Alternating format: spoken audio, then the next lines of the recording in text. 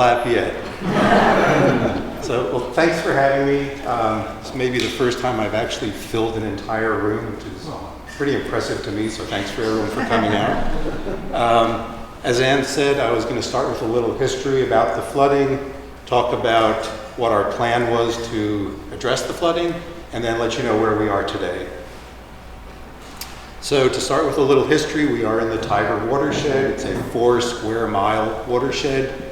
I'll refer back to the 4 square miles, so remember that a little bit later, and I apologize for standing in front of you. The watershed is pretty well developed. It's a very steep watershed. There are 4 individual stream tributaries that feed into Ellicott City downtown. And the example I like to give is pouring water from a bucket into a funnel.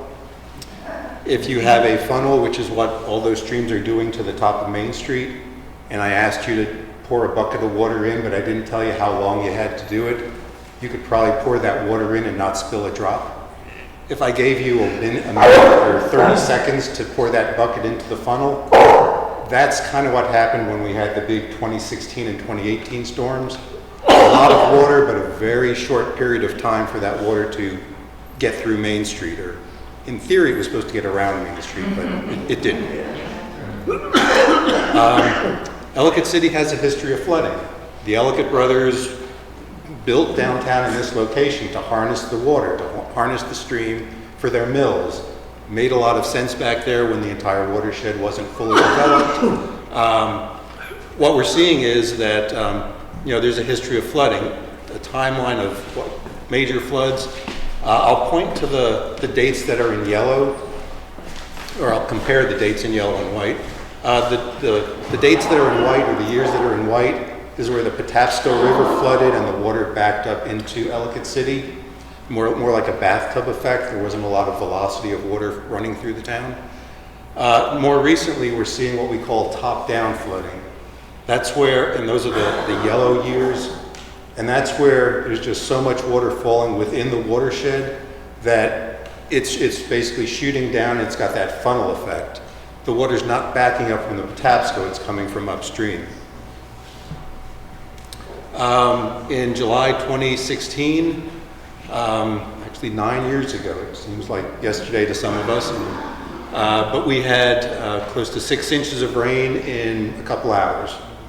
And we saw things like this, which don't want to show too much of that. Then a year and a half later, 22 months later, we got about 7 inches of rain in 3 hours. Again, a lot of water, short period of time. The U.S. Geologic Survey has estimated that it's somewhere around a 500-year event. It doesn't mean that you're good for another 499 once the storm hits. It's more based on the probability of that storm hitting in any given year. And we had these 2 storms that were about the same and 22 months apart. In 2018, our new county executive, Calvin Ball, announced his Ellicott City Safe and Sound program. It had a number of facets to the program. I'm going to primarily be talking about the flood mitigation component, touching a little bit on the historic, since that's why we're here. But we did a lot of other things relative to the Safe and Sound program. Just hitting on a couple, where is it? We have a tone alarm, an audible tone alarm, and when there's a flash flood warning, the alarm goes off. Our folks in the Emergency Operations Center, we've all gone through, the difference between a flood warning, a flood watch, a flash flood warning versus an aerial flood warning. So if it's a flash flood warning, that means that flash flooding is imminent and fully expected. That's when we close the road. That's when the alarms go off. That's when we hope people heed the alarms and leave, which doesn't always happen. We've also identified high ground areas.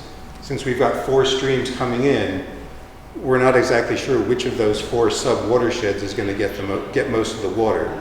So it's possible. So what we didn't want to do is say, you always evacuate this direction, because that direction may be getting more rain than that direction. So we've identified high ground points and we're letting people kind of use your good judgment and head for a high ground point and not necessarily tell you you have to go here, you have to go there. So those signs are around, and several other things factored in. But I'm here primarily to talk about the flood mitigation components. For any program, you need goals. Our goal was to have the velocity of the water down Main Street less than 5 feet per second, have the depth of water below 3 feet with our projects in place. We got those numbers from the Corps of Engineers. We paid them to do a study and basically said, tell us what those magic targets should be to where if it's that depth and velocity, building owners can flood-proof their building. We're not purporting to say that we're going to take every drop of water off of Main Street. That would be pretty ridiculous for us to promise that. But if we can try to get it down to where individual owners can flood-proof their buildings, that was really our goal. Graphically, this was the 2016 storm, Main Street, the Patapsco River, and this is what would happen once our major projects were done. And the thing to look at is the colors of the depths. The colors indicate the depth of the water. The darker, the purple, the maroon, the angrier colors indicate a lot deeper water. The softer, the greens is what we want to see. And when we see the darker values, the deeper water, we want it to be in the stream, which it is here. Here it's down Main Street, which is not what we want. So that was kind of guiding us where we wanted to go. And we came up with 7 large capital improvement projects. 5 of them are large ponds to slow the water down and release the water slowly, and 2 conveyance projects. The pond projects are put farther up into the watershed, at least one on each of those tributaries, with the idea of trying to catch a lot of water upstream, slow it down, let the water that's hitting lower in the watershed go before we release the water, so that it's the same amount of water, but the peak is lower. So there's less water seen on Main Street. Let's see. The conveyance projects are our acknowledgement that we can't put enough ponds to treat all the water or to slow down all the water.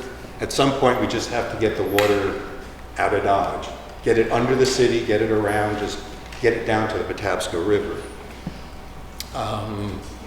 The color coding on these circles, the green are the ones that are already done. The blue are the ones that are currently in construction. The yellow are the ones that are currently in design. And I'll talk about each one specifically shortly. Oops. Go. It's shortly. This is the first of the completed ponds. This is the H7 pond, which is in the cloverleaf of Route 40 and Route 29. We had to work with State Highway Administration to have them allow us to work on their property. We have a memorandum of agreement with them. What we used to have there, or what they used to have there, was kind of a mounded up area with trees on it. What we now have is a bowl, and we've replanted some trees. But the bowl gives us a large volume. This concrete structure is what meters the water out and doesn't let it all go out at once. The openings and the sizing is all based on hydraulic modeling, so we know how much is going out at a certain time.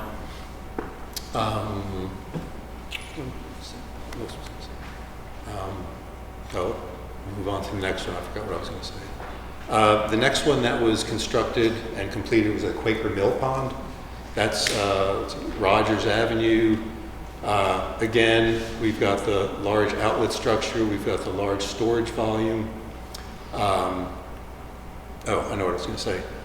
Typically, state of Maryland does not allow you to put a pond on a stream. No in-stream ponds are allowed. We couldn't get enough storage volume by just putting ponds offline. We had to put them online so that we could harness all that water and slow it down. So we talked to all the state federal review agencies, and we told them, our main goal was safety. public safety, but we also wanted to be sensitive to the environment. So what we told them we would do is that we would let up to a 5-year storm event pass unimpeded. That would allow all the fish, the critters, the deer, the rabbits, whatever else wanted to go through, could go through. A 5-year storm is roughly 4.5 inches of rain in a day. It's still a pretty hefty storm. But that allowed the agencies to say, well, okay, you're allowing the environment, the critters to move through. We'll let you do it, but don't call it an in-stream pond. Call it a dry flood mitigation facility. And that'll make it easier for us to approve it. So we've got 5 dry flood mitigation facilities here as part of our plan. The next one to be completed is the H4 pond, which is on Frederick Road. If you kind of leave here driving west on Frederick Road, you'll pass the tunnel site. If you keep going past 29 on the right, you'll see another big hole in the ground. That's the H4 pond. That we're anticipating to be complete around Labor Day of this year. We're very close to finishing it up. The 2 other ponds that are still in design are what we call the T1 pond and the NC3 pond. I think I might have pointed to them backwards. But again, it's taking advantage of, those ponds would take advantage of the natural ground. We're not proposing to grade out and remove all the trees in the basin, but we will be building a much higher dam in those 2 cases. Those are both in design. We've acquired the property, they're in design, we've started permitting, but we don't have the money yet. So we have enough money to start moving the design forward, but we don't have the construction funding yet. So that's down the road. Now to the tunnel, the fun project, at least for me. The north tunnel is 18 feet in diameter, about a mile long. Starts at the Papillon Drive site and discharges to the Patapsco River. On the top here, you see a horizontal alignment, looking down from an airplane view, and you can see that we tried to stay on county property as much as possible. So it's under the road for a while. It's going through some of the parking lots that we own. We've purchased some property, and in some cases we've had to acquire a subterranean easement. And for those people, we've had to convince them that doing a tunnel 150 feet below their house isn't going to disturb them, and that their house isn't going to drop 150 feet. But we have good reason to make those claims, since pretty much what's down there is hard Ellicott City granite, which isn't going anywhere. This is a profile. So looking, this would be where the pipe is or the tunnel is. The black line is the existing ground. And this kind of shaded area is the solid granite. So you can see that in some cases the granite's up at the surface of the ground, and we're 150 feet below that. The part where we're not that deep is right at the end, where we're going under the CSX railroad. Let's see. This is a kind of a schematic, an isometric of looking down on the Papillon site. There is a stream running through it. We have moved the stream over against the road temporarily to give us a larger construction area. When it's all said and done, the water will come down. The higher flows will go into a drop structure, which will drop the water that 150 feet. Then the tunnel will take it on out of town. What you'll see on I think the next slide and on here is that we have 2 different shafts shown. The one that's farther upstream or uphill is the drop shaft. That's 17 feet in diameter. That's where the water during a storm will drop. A little bit farther down along the tunnel route is what we call the mining shaft. That is 40 feet in diameter, and that's used to allow us to drop the tunnel boring machine down and to get access to do the work. And we'll talk about the boring machine in a second, but That's why there's 2 shafts. When it's all said and done, there'll be a cover put on this so that if we have future access needs, we can still get down there.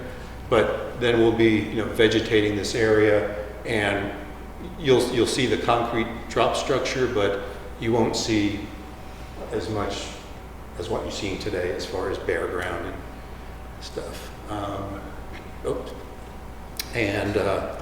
Since what we've seen in the larger storms so far is that there's a lot of like trees and canoes and dumpsters and everything else is coming downstream when we have the high flows. So there will be a trash rack on the upper end to try to filter that stuff out and not let it clog up the tunnel. But being 18 feet in diameter, hopefully there's nothing coming down that's bigger than that that's going to, want to clog it up. This is an aerial drone photo from, I guess at this point, 2 weeks ago. So you can kind of see what's going on. Here is the relocated stream right along the road. This is the mining shaft. This is the drop shaft. At this point, the mining shaft is about 115 feet deep. The drop shaft is about 35 feet deep. And I was out there a couple days ago, and I can attest to the fact that that is a very deep hole. But our contractor has done a lot of tunnels for the county. This is the first tunnel we've done. Hopefully it's the last one we do. And we haven't done a tunnel before. But the folks that we have doing the design and doing the construction, what they've told us is, we almost didn't bid on this job because it's so small. It's like, well, excuse us. But they've done 7, 10, 20-mile long tunnels, the metro systems, things like that. So they've done this before. They actually said that we're pretty lucky that it's pretty much all granite. That they just set up the boring machine, and they like it when it's solid rock.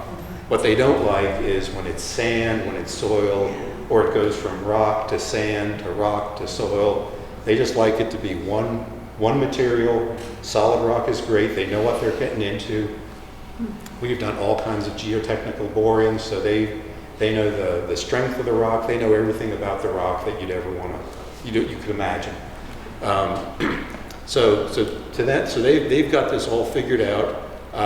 Once the tunnel boring machine comes through, it'll send the material that's cut up is called muck, even though it's not real muck, it's small stone.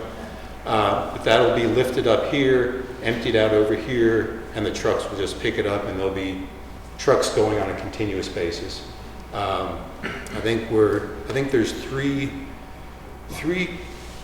crews that'll be working, or 3 shifts, but the hauling will only be during 2 of the shifts, so we won't be hauling in the middle of the night. But they'll still be working and prepping for that. Let's see, there's a large white tented building over there, if you've seen that. That's their shop, and when it's raining, they can also go under there and still do productive stuff and not be rained out. They've got some units over here that serve, I think they've got showering facilities, they've got meeting rooms, stuff like that, for their crews. What else? Several places you'll see, I think there's one here and maybe one over here. What looks like these big exhaust fans. Those are big exhaust fans. So, and it's both exhaust fans, and it's also to make sure that there's air circulating for the people that are down at the bottom working. So it's again, they know what they're doing. They've done this before. But that's what the site looks like right now. One of the things that we were asked specifically, well, let me go back a second. This is where the tunnel is coming out. This is the Patapsco River. This is Baltimore County. We heard from our friends on Baltimore County that we just aimed a fire hose at them, and they weren't very happy. So what we did was we took a very close look, an in-depth look at the outfall. All of these little blue squares are intended to be like large concrete blocks. The idea being that it'll break up some of the velocity and slow down some of the water coming out. At the exit, we'll also have a large head wall with flap gates which the water that's coming out of the tunnel will be enough to flip the gates up and the water comes out. When the tunnel's not flowing and the Patapsco is, the gate stays shut, so the Patapsco will not be just backing on up the tunnel. So we've got the flap gates, which also slow the water down. We've got these concrete blocks. And then with those in place, we took a look at, again, looking at the velocities with the darker colors being the higher numbers, the blue and greens being the lower numbers. And I had alluded to at the very beginning that we've got 4 square miles coming in from the Tiber watershed. Give me 1 second to finish this slide, and then I'll answer your question, hopefully. The Patapsco has a drainage area of about 300 square miles. So it's about a factor of 80 as far as the size, the amount of water draining through here versus what's draining through here. So with that combination and with the erosion or the velocity mitigation structures, what you see is that the large velocities coming out of the tunnel, you can see a very, very small increase in the flow in the Patapsco River. But it proved to us that it wasn't a fire hose shooting at Baltimore County. They still don't 100% believe us, but we believe in the model. Yes, sir. I was just wondering, orientation, where is the railroad track relative to that outfall? Probably right here. Oh, right there. Right. So the outfall is just a little bit past where the railroad is.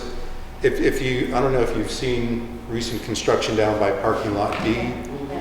Okay, so I'm not suggesting that you go onto the construction site, but if you were, and you walk just a little bit up, that is where the tunnel will be coming out. And that rock face that will be coming through is 50 feet, 30 feet. It's pretty darn close to where the railroad tracks are. So we're coming right under the tracks and then releasing the water. And we've been working with CSX Railroad very closely. They're very protective of their railroad, and they should be. But we're very protective of Ellicott City and the people there, and we should be too. So we've been working together to make sure that we don't impact them, and that they allow us to do what we need to do. They've said in theory, they said in theory a while ago that they believe in this project and they're going to work with us. We're now just kind of dotting I's and crossing T's for the agreement where we'll officially be able to go under the railroad. There's just a lot of details that have to be worked out. Okay.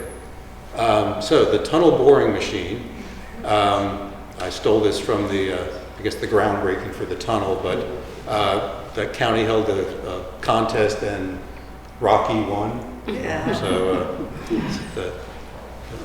the contractor's not real thrilled with the name, but it was a fair fight, and they wanted Ellie. But, it's also a good name, but Rocky won. I was asked at a different talk, how far does the tunnel machine, the boring machine go?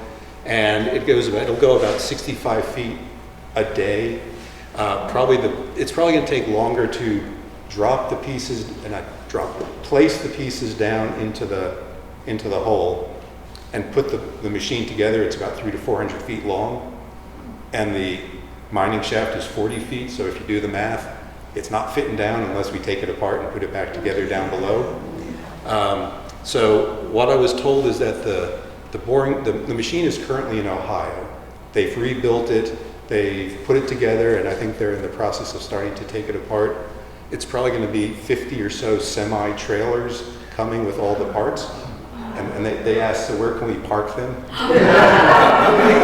So to be determined.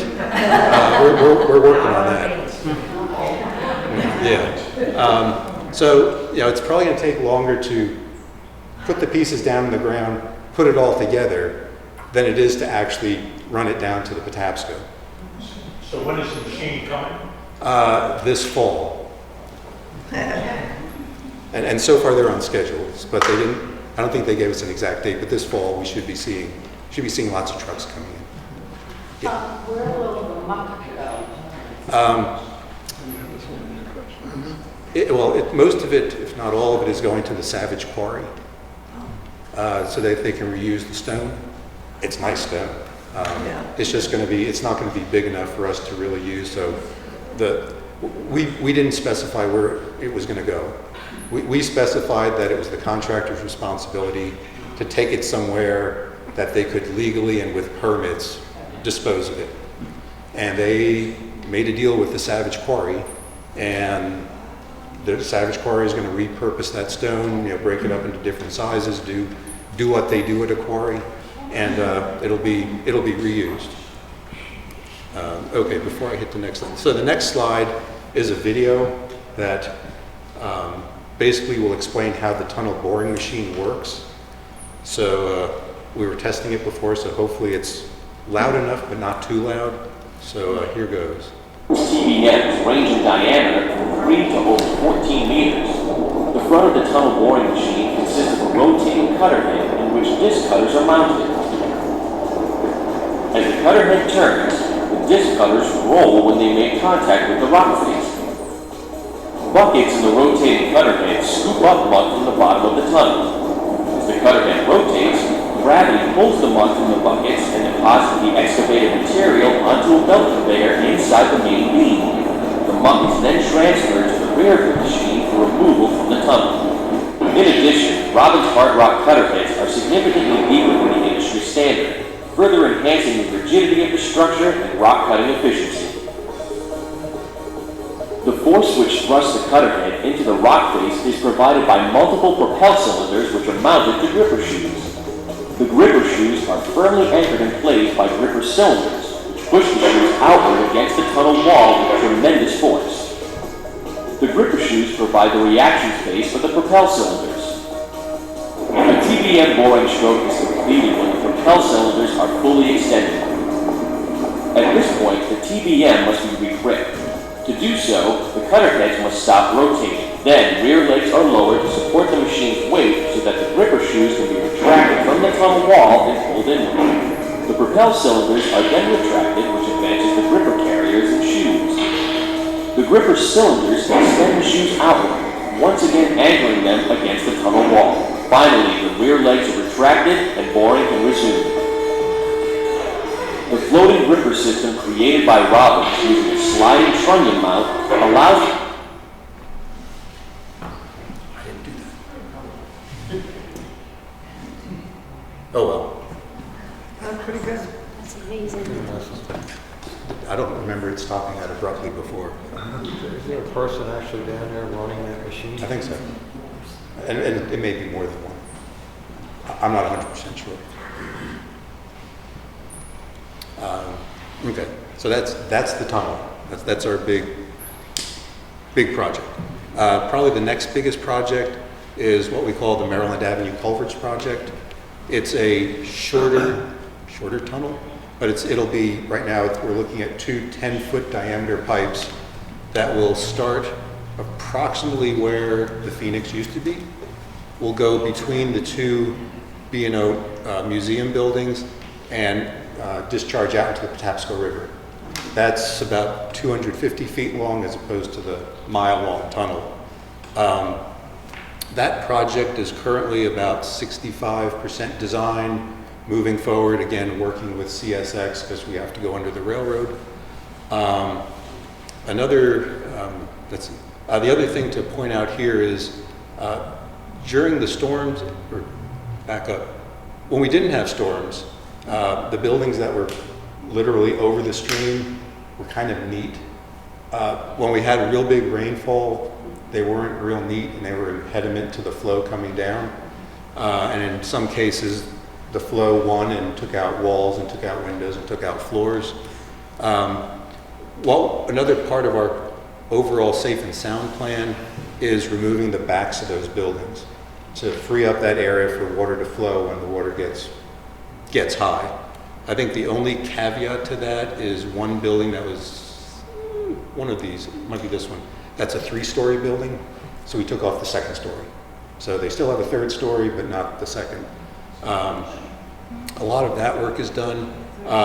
Since we will potentially have a lot of large flows coming down the stream, part of these removal projects is to rebuild the back in a waterproof the back of those buildings so that it keeps the water out and lets the water rise in the channel and not bump out to the road. I'll let this go for a little bit. We're starting to get into the historical aspects. Actually, this is making me dizzy. Stop that temporarily. Part of what we had to do, since Ellicott City is in a historic district. I was just wondering where that culvert comes out into the railroad museum. Isn't that where the building, the new mill? Isn't that gonna? It's going to be heading in that direction, but again, we'll be checking, as we did the tunnel, the amount of water coming through and the velocity, so we don't anticipate shooting water into the mill. But it would be coming out on our side of the channel. So Nick, about the mill, since you brought it up, what about the river rising and the floods that come from that? Won't that affect that building? Probably will, but that's not my problem. I mean, that's something that the developer has to consider. Yeah. You know, whether it's, nothing on the bottom floor and then the usable building spaces above, whether the bottom is a parking lot, kind of a sacrificial parking lot, and park there at your own risk. You don't know how that's. I don't know. That's part of their development plan, and that also runs through Baltimore County. Another reason why they're on Baltimore County side. Oh. That's another part of the reason I don't have a lot of knowledge of what they're doing over there. Okay. Yeah. Why weren't those other buildings on Lower Main Street condemned and taken down? If we had water flowing out and had to remove the whole back of the building because of the water, why wasn't the whole building just condemned? I mean, the front of the building is still usable. How much of the front? Up to the stream. I don't have a depth of, no. Let's see. So that's the front of the building. That's the old back of the building. So say about halfway back is what's coming off. So there'll still be, sufficient area up front for something. I don't know what something is going to be. Again, I'm not part of that decision either. But taking any of these buildings down, doing any of the work in the historic district required us to go through the Historic Preservation Commission. We were there many nights, hours and hours and hours, making our case, and where we could make adjustments, we made adjustments, and we got the Historic Preservation Commission approval. We also went through a federal Section 106 process where we worked with the Corps of Engineers, Maryland Historic Trust, and another group whose name I don't remember, but they're on another slide. Starts with an A. And basically we worked through what we're going to do, what we're not going to do, and we have a programmatic agreement that's about that thick that basically tells us this is what you can do, this is what you can't do, and the stuff that you can do, this is how we're going to allow you to do it. So that was, I probably should have maybe flipped some of these slides around, but the purpose of the next slide was to show we didn't just bring in a wrecking ball, destroy the buildings, and haul it all off. It was taken apart piece by piece. The historic elements were taken and are stored somewhere, don't ask me where, and then what was left was, again, taken down, I guess quicker, but still it wasn't just a big wrecking ball taking it out. But the idea was to at least save the front, repurpose the front. There's been talk throughout the whole process of educational material, whether we put up kiosks, whether one of those storefronts becomes more of a, I don't know, not so much visitor center, but just kind of a historic, here's what happened, here's why we did what we did, here's what you're seeing and what it looked like before. So there's various things that have been batted around for uses for those buildings, but nothing's been decided. And I'm not in the decision-making process either. So. Mark, are you going to talk about the park behind, or is that I'm not. Okay, I just wanted, what people were wondering, part of the rebuild here for those second floors is to allow egress to a new St. Paul's Park that will come off St. Paul's, which is the street beyond. And that would allow for egress and also use as a park to, as an amenity for Main Street. Right. Yeah, and that's in design right now. I don't, Because I'm on this first survey. thank you for your approval. So I'll now show the other slide that makes people dizzy.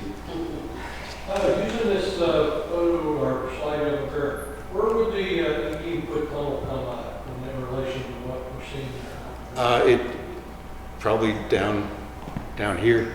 It's coming on the south side or the north side.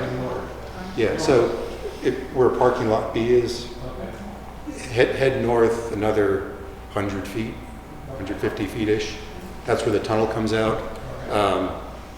The culverts will come out. Basically, we kind of had a starting point. We had two buildings we couldn't touch, and we basically threaded the needle with where the tunnel alignment is so that we're kind of equidistant from the two buildings, which wasn't a big amount of space. And there's new work going on at the museum as well, partly based on what's happening there and to improve access to the museum. Right. Again, I'm not aware of that, but Yeah, but it's all coming out of this work. Right. But it's not directly related. right. Okay, so I'm not going to let this go too long, but you can kind of see how things went little by little. Okay. This was all designed recently, right, in the last few years? We started designing some of the elements back in 2018. So was the area as it existed at the time, as new development comes from above, on hill, can you estimate the impact? I mean, there's tremendous, like 70-acre site being developed right now on College Ave. What I'll say is that it shouldn't have an impact. And the reason I say that is, for as long as I can remember, the Tiber watershed required quantity control for the 100-year storm. That's not typical for the county. Back in the day, the whole county was like 2-year and 10-year, and then special areas had to have 100-year. 100-year at the time was 7.2 inches of rain in a day. So that's been in place. One of the other things that came out of the two large floods is we've added another storm that any new development has to meet, and that's what we call the July 2016 storm, which is like 6.6 inches of rain in 3.5 hours. So anything that's new would have to meet that standard. So every storm is different, so I can't guarantee that a storm that drops 10 inches of rain or a storm that does hits in 2 hours instead of 3 hours, that it's not going to have an impact. But we have imposed that additional requirement for design for anything new in the watershed. Yes. Hi, county purchased 8 acres from my mother off of Columbia Pike, Cindy Griffin's dam. Yes. Before she died, she just died about a year and a half ago. Isn't that the water that goes to the tunnel down there? They're going to put a dam in there? That project is one of the ones in design. That's the NC3 pond. That's what we're calling it now. And that water actually would come, that would not go through the tunnel. That would go through the Maryland Avenue culverts.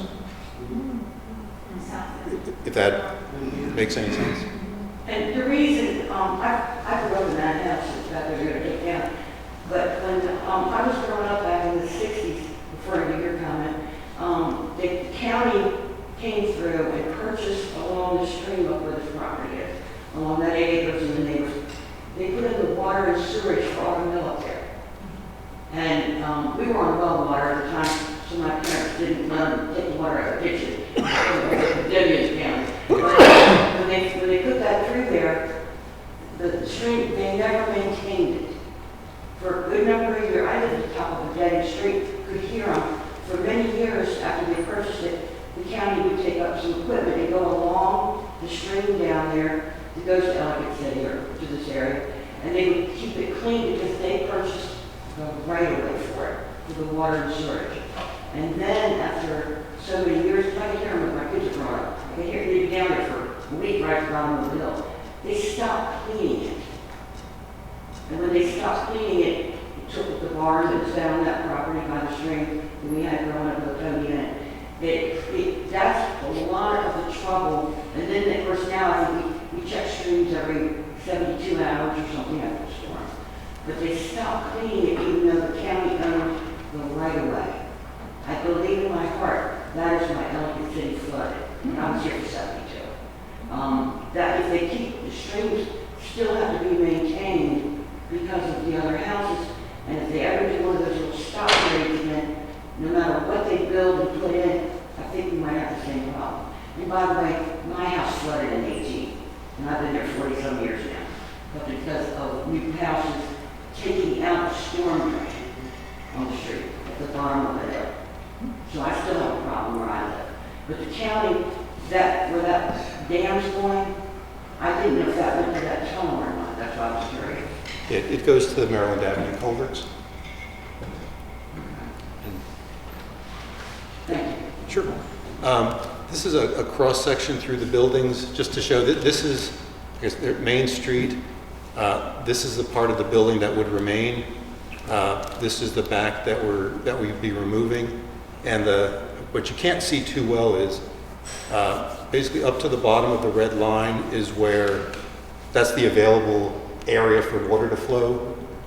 We needed the water was going to be about up to this elevation. So you can see that there is about that much water that had no place to go, and that's the water that would go through in some cases up through the floors and out through the front window during the storm. So by taking off the back of the buildings, it allows the water to stay back there and not back out, run through the buildings and come out onto Main Street. That's just to show you, if you hadn't seen it before, what one of the buildings, that's what Kaplan's looked like, I guess after the 2018 storm. And that should be what it looks like now. You can see the white is part of the reconstruction to make it waterproof, and they replaced beams around where the building used to be, the back portion of the building used to be, and the thought there is to let people know there used to be something back there to catch their eye, and that's where some additional kiosks or some additional outreach would help to explain why it looks like that. But that was the thinking behind replacing some of the beams. Here we go. I think I hit on a lot of this stuff already, but we needed to go through the Historical Preservation Commission. This talks about the Section 106 and the programmatic agreement, and the group I couldn't remember is the Advisory Council on Historic Preservation. So all these folks, weighed in, looked at our programmatic agreement, and basically gave us the blueprint for how we couldn't do things downtown.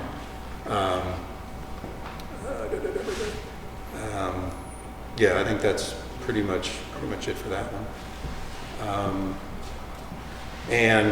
I will warn you not to expect to see exactly this when things are done. But back when we were going before the Preservation Commission, the question was, well, okay, if we allow you to take the buildings down, what's it going to look like? What are you doing over there? So this was the artist's rendition or rendering at the time of what it could look like. I can say already that it's incorrect, because when we first started, the Maryland Avenue culvert was going to be one big rectangular box. And as we moved forward, we came to the realization that 2 10-foot pipes would be a lot easier to construct and cheaper to construct and give us the same outcome. So I know for a fact that's different, but the idea is to make some of this area usable. Exactly how it's going to look, I don't know. this is more of the kind of the bird's eye view of what that would look like if the back of the buildings are gone. And I don't know if it's still called the Shoemaker Building, but that's where the third floor would be. So, old slide. But it kind of shows this area. The question about the tunnel is kind of running up here. The Maryland Avenue culvert is running down there. I'm pretty sure that's it. So I will answer any additional questions.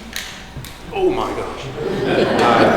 Let's start that way and go counterclockwise. How's the financing going? Oh, next question.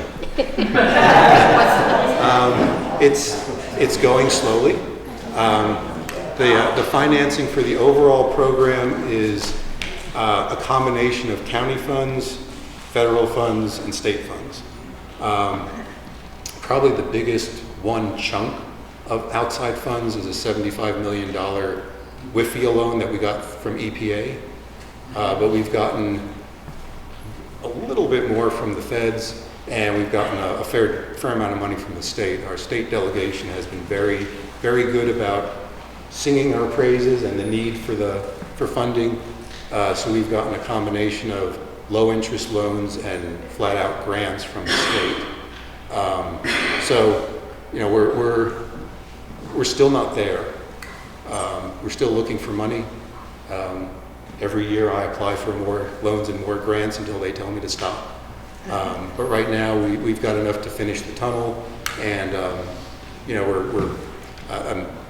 we're moving forward as money allows. Will the tunnel be lined? It will. The thought at the moment is it will not be lined. That's the only problem. The reason being they expect the granite to be of such high quality that they shouldn't need to. But if they do need to line it, the construction drawings already have a detail for how it's to be lined. How deep are the bolts, what size are the bolts, how thick is the concrete lining. So that they're ready if the situation occurs. But the current thought is that they're in such good rock that they shouldn't have to.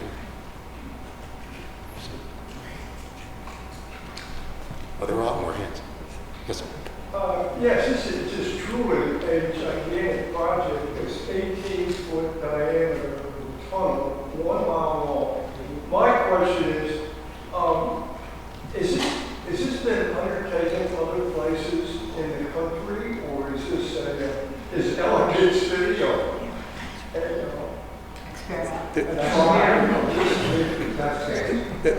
There are other places that have done tunnels, large pipes for drainage relief. Probably the closest one is Frederick. Their river walk is sitting on top of big box culverts or big. I don't think it's a tunnel, but there's a lot more water flowing under that river walk than there is flowing above ground.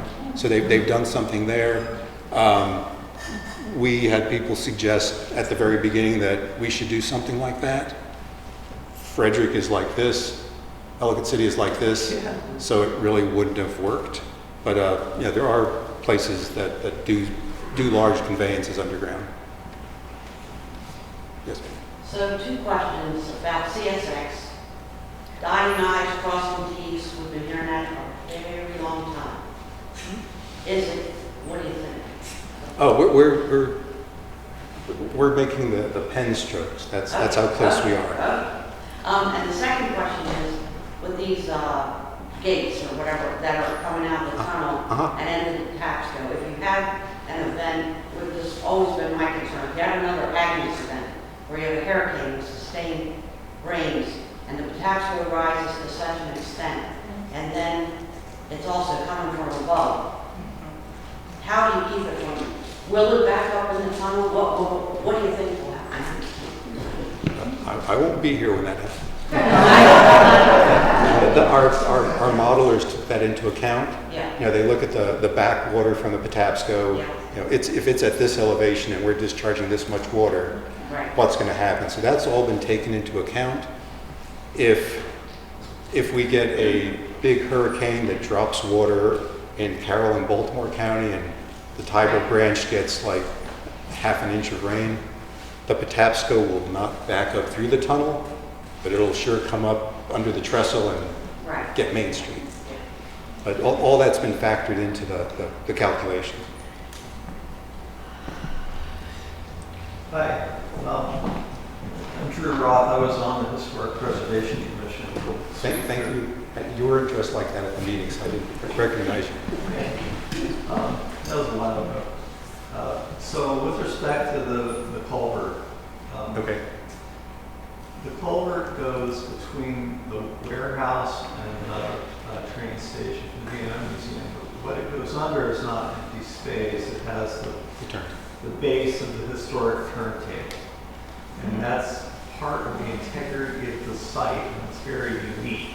That, we have the first train station on a common carrier railroad, including the turntable that turned the engine around, because that was the end of the line. The train would stop, which is really, really cool. So I wanted to, I'm hoping you'll reassure me that the change in design to the culvert will not affect the turntable base or any other parts of the railroad museum. Yeah, at the current design calls for, it's called jacking, basically pushing the pipe underneath. Right. It's a different operation than tunneling. There's actually a pipe that's pushed through, but the plan is to go under and not move the turntable in the operation. There's some detailed design and construction methods that are going to be implemented that I can talk to you about, but it's definitely right. That's how the box culvert was described. It was going to push under. Yeah, it's the same process, but we're pushing. It's easier to push a circular pipe than it is a box culvert. Okay, and it's got the same flow rate through it as Yes. the box culvert. Very cool. Thanks. Yep. Okay, I got a couple of questions. My understanding is that this is a big project and it hasn't really been done as we're doing it here. And so there's really no guarantee that it's going to work. Compared to what actions have been taken as far as the alarm goes and the removal of the debris, and now I'm hearing about cleaning out the sewers and stuff. So the question, I guess, really in my mind is,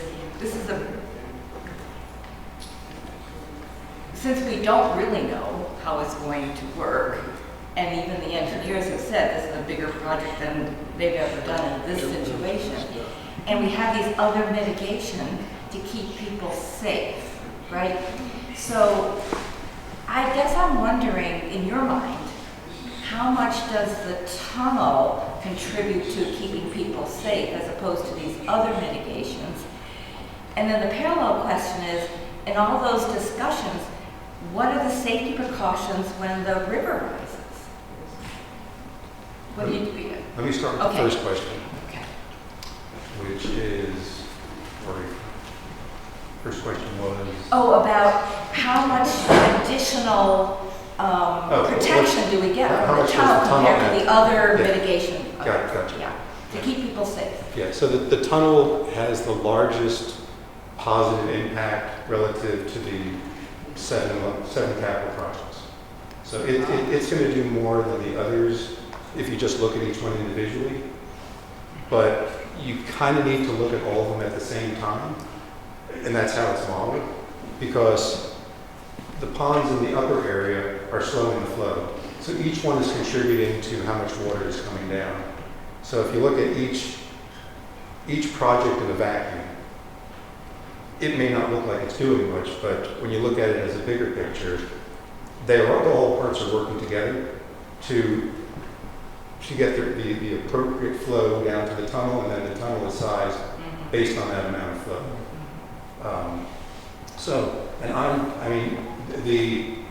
We can't tell you if it's going to work. I think if we get another storm like we had in 2016 or 2018, I think we feel comfortable that it will work. I think what we're saying is with climate change, if we get 10 inches of rain instead of 6 inches of rain, we can't promise. I mean, it'll certainly be better than 10 inches of rain today, but not knowing when and what kind of storm is coming, but, you know, we have, you know, granted that the truth will be when we get that storm, but we've done all kinds of modeling. We've done computer modeling, and then we've also, we paid for someone to do a physical model, and that's where they built a scaled-down version of our tunnel design in a huge building out of the University of Iowa. And then they sized it based on what our paper computations and computer computations said. They sized it, they built it that way, and then we told them, okay, here's how much water we expect to go through. And they scaled everything proportionally, and then they turned on the faucet, essentially. And, you know, they're looking for things like, you know, how much eddying is the water going to do? How turbulent is the water going to be? You know, is the water going to shoot up at some lower manhole? Yeah. You know, they ran through all of that, and, you know, not only did that show that what we had done on paper worked for that flow, it also allowed us to say, well, what if we made this component a little bit smaller? Well, okay, it still works, and we've just saved some money. So it was, I don't have the slide. I've stopped putting it in the presentation, but it is. If you think the tunnel boring machine is neat, the water modeling is probably just as neat. So we didn't just, you know, look at textbooks and paper and run a computer program and say, well, here's the answer. That's it. You know, we actually put it into practice in a scaled down model. Okay, now river rising. River How rising. do people say? If the tap stove comes up, I mean, it would be probably the same as it is now. I mean, what we're building is not going to really impact a big hurricane that drops 10 inches of water up at Liberty Dam in Carroll County, and the tap stove comes up 20 or 30 feet. If that happens, then, you know, that happens. From a physical standpoint, what I will say is what we've really enhanced is the public outreach component. And if we were to have one of those hurricanes that comes down to the tap stove, we will probably know 2 or 3 days in advance.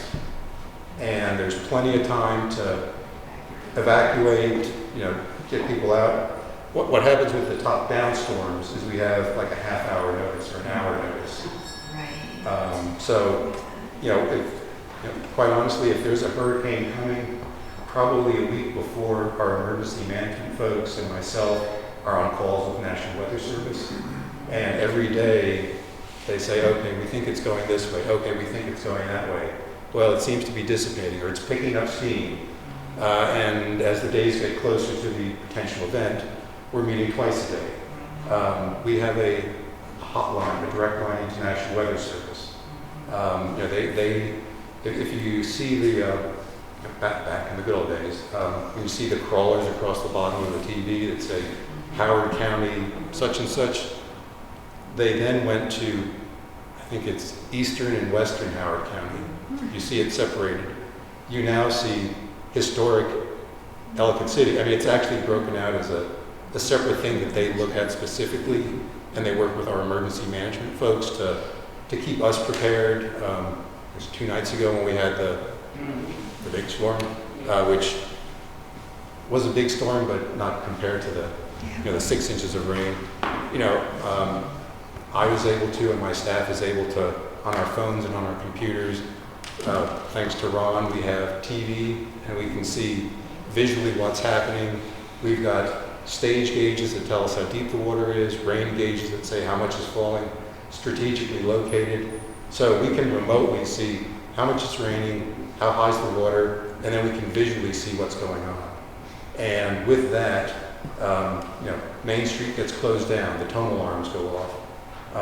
I'm pretty sure Main Street was, I know Main Street was closed down, and that was because National Weather Service said there's a potential for flash flooding. So with that, you know, the police are stationed. You know, the big red button in the emergency operations center gets pushed. The the VMS boards say, you know, flash flooding road, those type of stuff. So if we were to get another big event, you know, physically we're not going to stop the water, we're not going to keep it from coming up to Main Street, but we've got so much more in place that it is the people part of it to let people know what's coming and where to go and that kind of stuff. So, yes. One comment and then a question for you. So I was the director, by the way, when we scheduled this. So Mark's out, I was the former director. So, and I want to point out at the visitor center, which just had its grand opening yesterday, involved there is an exhibit about the floods, including the safe and sound panels that you guys sent over for us. So if you get a chance to check that out.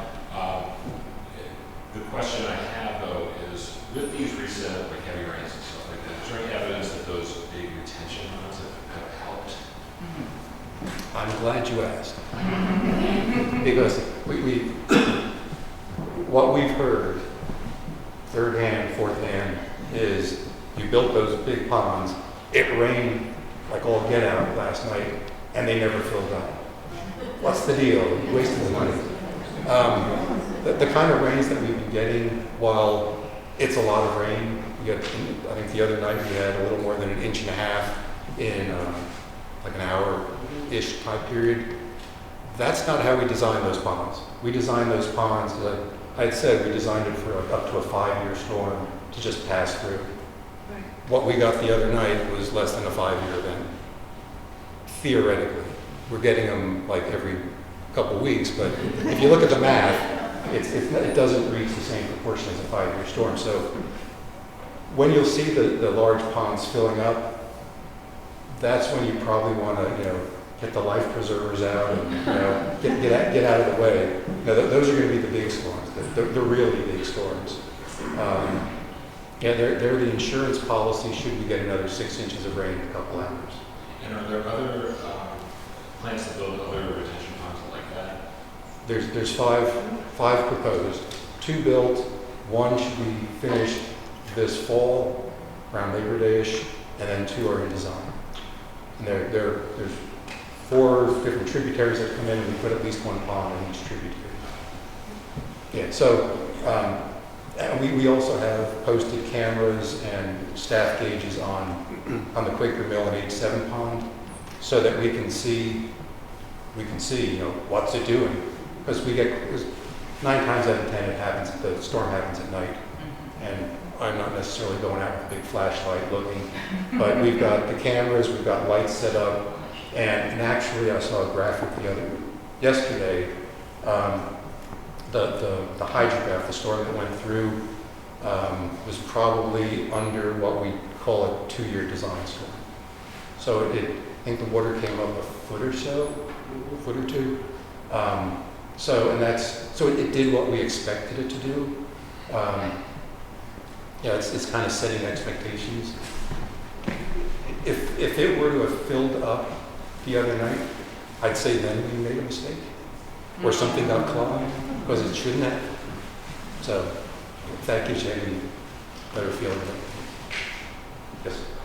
So you were mentioning that you were having some friction with Baltimore County at some point. I wouldn't call it. So are they doing anything in conjunction with Howard County as far as like in the OL side thing? Not that I know of. And the friction is not the friction with Baltimore County.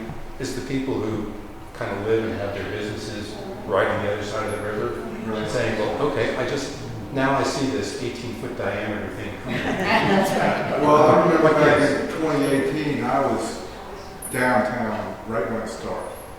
And I used to live in Catonsville, and I drove Frederick, and there was a wall of water coming from that direction, right through OL. It's just like foaming through there, and I'm like, okay, well, there's the backup that you're talking about going into the river, Yeah, It's going to do that from that side. I don't know if you guys were working as kind of a partnership.